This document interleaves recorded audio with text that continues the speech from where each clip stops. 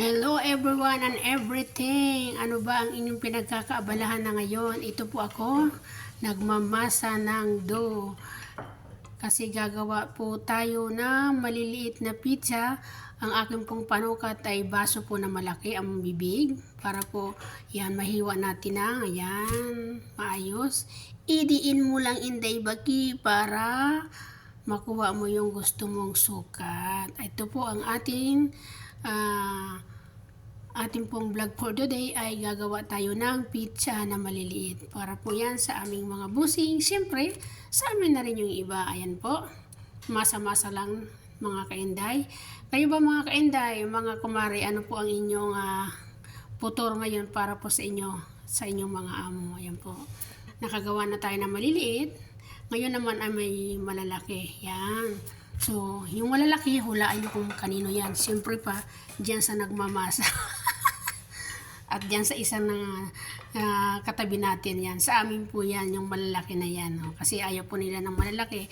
Gusto nila yung maliliit lang. Gusto nila busing yung maliliit lang. Kaya sa amin po yung malalaki na yan. Ayan po siya.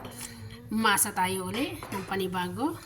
Para naman sa driver namin yung pinakamalaki na yan kasi marami sila dun sa labas. Ayan. So, ihorma lang natin ng maayos. Yan. Horma-hormahin mo lang para maganda yung kalalabasan ng pizza na ginawa natin. So, pwede na pala ako magtayo ng bakery, no? Charot. Kala mo may puhunan. Wala namang puhunan. O, mga kumari, ayan na po. Nakagawa na tayo ng malalaki at maliliit. Ayan. Ayan na po ang ating nagawan dough. Ayan. So, lalagyan na natin yan ng sauce niya. Ayan po. Meron po akong nakaready na dyan. At meron din tayong mga olive.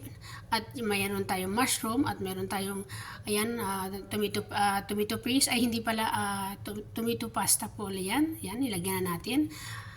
Yan po, nilalagyan na natin bawat isa para maya-maya po ay atin pong i-oven at maibigay natin ng maaga doon sa labas. Ayan na po ang ating nagawa. Yan na po ang ating finished product. Yay! Oh, yan. So, pwede na tayong magtayo ng bakery shop. Yan na po. Mayroong maliliit, mayroong malalaki, at mayroong pinakamalaki. Siyempre pa. Oh. Thank you so much everyone. Follow for more. Love, love lang. Yan. At nilagyan ko na po ng mozzarella, yung malaki. At i-oven ko na po siya. Yan. Thank you for watching everyone. Maraming salamat guys sa panonood nyo, sa walang sawang panonood ng aking video.